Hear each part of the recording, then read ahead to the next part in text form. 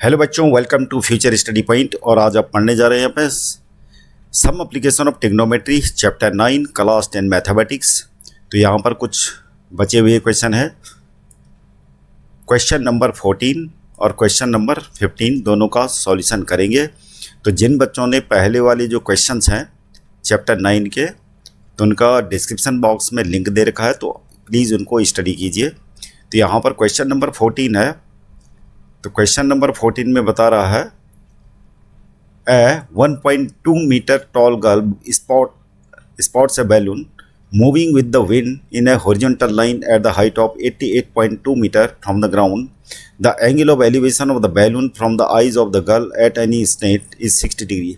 तो बोलने का मतलब क्या है कि एक गर्ल है कोई और जिसकी हाइट हमें दे रखी है 1.2 मीटर, और यहाँ पर से गर्ल्स ये वाला बैलून को ऑब्जर्व कर रही है, इस वाले बैलून को ऑब्जर्व कर रही है। और यहाँ पे जो पहला वाला बैलून है उसका एंगल ऑफ एलिवेशन हमें दे रखा है 60 डिग्री, और दूसरा वाला जो बैलून है उसका बन रहा है एंगल ऑफ एलिवेशन 30 डिग्री। तो हमें यहाँ पर जो है ग्राउंड से बैलून की हाइट दे रखी है 88.2 मीटर, तो गर्ल्स की हाइट है। तो हम ट्रायंगल को कंसिडर करेंगे और ट्रायंगल्स का नाम दे देंगे यहाँ पर ABC।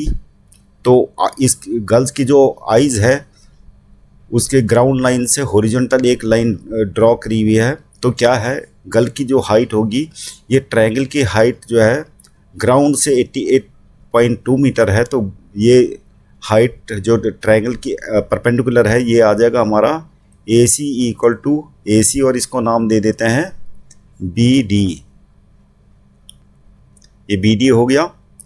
तो ट्रायंगल की हाइट आ जाएगी 88.2 और गर्ल की हाइट हम सब्ट्रैक्ट कर देंगे इसमें से, तो ट्रायंगल का परपेंडिकुलर आ जाएगा, ये हो गया 87 मीटर।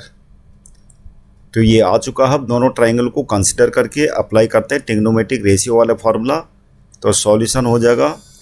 पहले इस ट्रायंगल को कंसिडर करते हैं, इन ट्रायंगल इसको नाम दे देते हैं ABC। B हमने ये मान चुके हैं, तो इसको कुछ और मान लेते हैं, E मान लेते हैं। तो ये होगा इन ट्रायंगल AEC। तो ट्रायंगल AEC में एंगल ऑफ एलिवेशन क्या है 60 डिग्री, तो tan 60 इक्वल टू क्या हो जाएगा AC अपॉन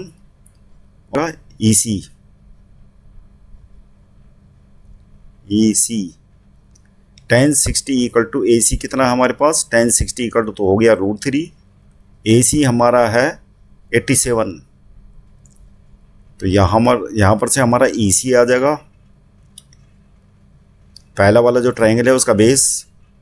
तो EC इक्वल टू हो गया 87 अपॉन √3 मीटर।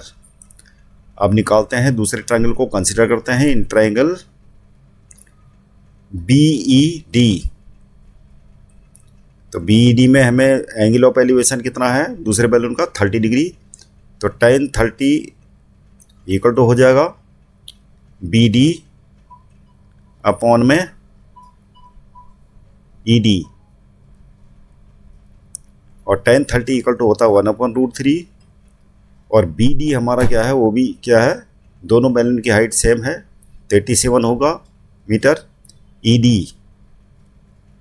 तो हमारा ED कितना आ जाएगा 87 √3 मीटर। अब हमें क्या डिस्टेंस निकालनी कि बैलून यहाँ पर से हॉरिजॉन्टल चल रहा है ग्राउंड लाइन के बिल्कुल पैरेलल, तो हाइट चेंज नहीं है इसकी। हाँ, तो हमें क्या निकालना है CD, यानी कितना डिस्टेंस कवर करता है A से B तक जाने में। तो हमें AB निकालना है, AB और CD दोनों इक्वल होंगे। तो क्या होगा, CD की वैल्यू क्या होगी, CD की वैल्यू जो निकलेगी वो क्या होगा, ED से हम माइनस करेंगे क्या EC को। तो ED हमारा कितना आ चुका है, ये 87 √3, और EC कितना है हमारा 87 अपॉन √3। तो ये एलसीएम ले लेते हैं, तो ये हो जाएगा हमारा 3 7 21 का 1 हासिल 2, 3 24 2 26, माइनस हो जाएगा 87, और ये हो जाएगा 11 7 गया 4, 15 से 8 गया 7, 1 का 1 174 अपॉन √3। अब इसको मल्टीप्लाई कर लेते हैं ऊपर नीचे रेशनलाइज करने के लिए। तो ये आ जाएगा हमारा 174 मल्टी रूट 3/3।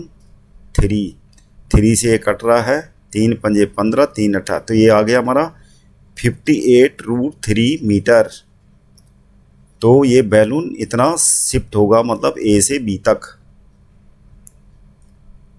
अब है क्वेश्चन नंबर 15। क्वेश्चन नंबर 15 में हमें दे रखा है, state highway leads to the foot of tower. A man standing at the top of tower observes a car at an angle of depression of 30 degree which is approaching the foot of tower with a uniform speed.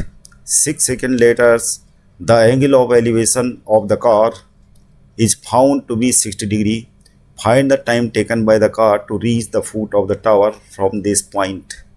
तो हमें यहाँ पर एक tower दे रखी है, इस tower को नाम दे देते हैं ए बी, और ए में यहाँ पर कोई आदमी बैठा हुआ है और वो ऑब्जर्व कर रहा है ग्राउंड में एक कार को। तो कार को हम दे देते हैं, मान लियो कार किस पॉइंट पे है, सी पॉइंट पे, और यहाँ पर ये बता रहा है कि उसका एंगल ऑफ डिप्रेशन कितना बन रहा है। एंगल ऑफ डिप्रेशन बन रहा है कितना, 30 डिग्री। तो angle of depression equal to क्या होता है, एंगल ऑफ एलिवेशन, तो ये भी 30 डिग्री हो जाएगा।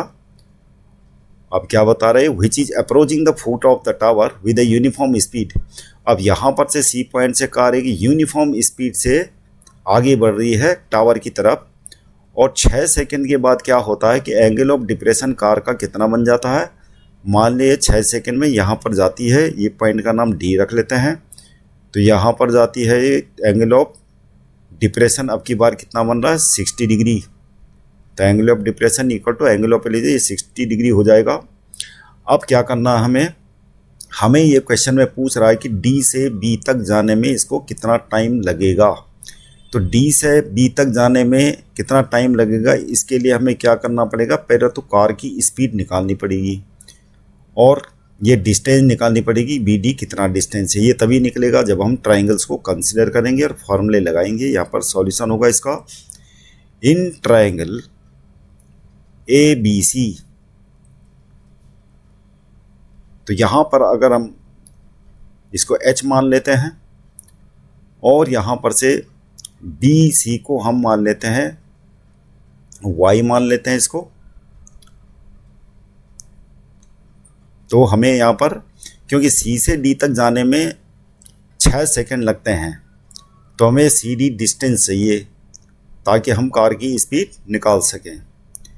तो टाइम तो हमारे पास है, तो अभी हम triangle A B C consider करके निकालते हैं H और Y के बीच में रिलेशन, इसको X मान लेते हैं। तो यहाँ पर हमारा मेन टारगेट है Y और X की वैल्यू निकालना H के टर्म्स में। तो in triangle A B C consider करते हैं और tan 30 इक्वल टू हमारा अब हो जाएगा H अपॉन डायरेक्ट कर लेते हैं, परपेंडिकुलर अपॉन में क्या होता है, बेस, यानी H अपॉन Y हो जाएगा। tan 30 इक्वल टू क्या होता है, 1/√3, और ये हो जाएगा H अपॉन Y। तो Y इक्वल टू हमारा आ गया H√3, और आगे अब ट्रायंगल दूसरे ट्रायंगल को कंसिडर करते हैं। In triangle A B D triangle में क्या होगा, tan 60 equal to H upon X। tan 60 equal to √3 हो गया, और ये H अपॉन X।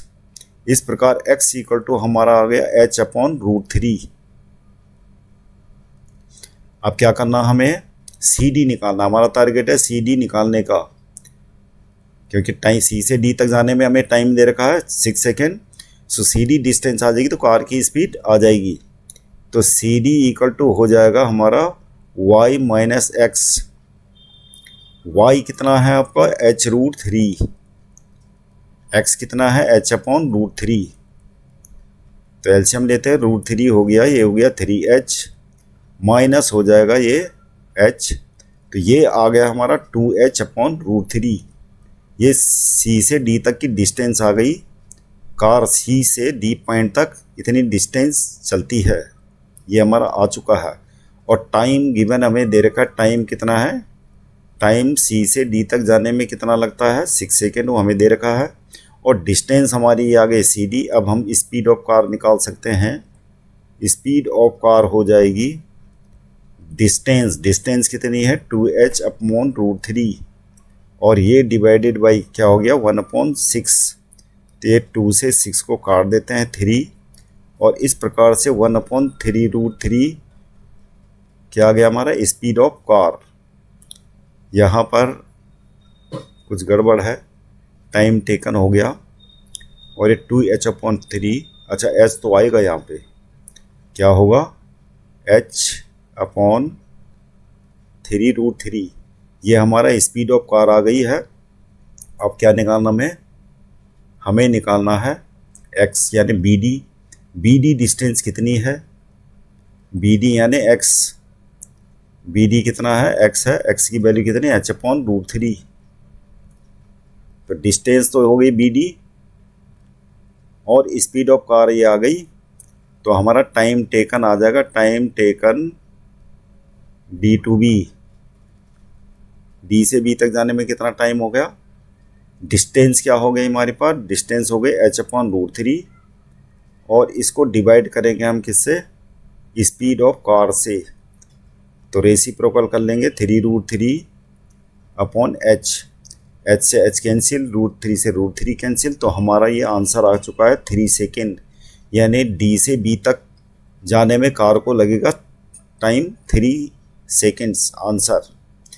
तो जिन बच्चों ने अभी तक चैनल को सब्सक्राइब नहीं किया है, please subscribe the channel, like it and share it. Thank you for watching this video.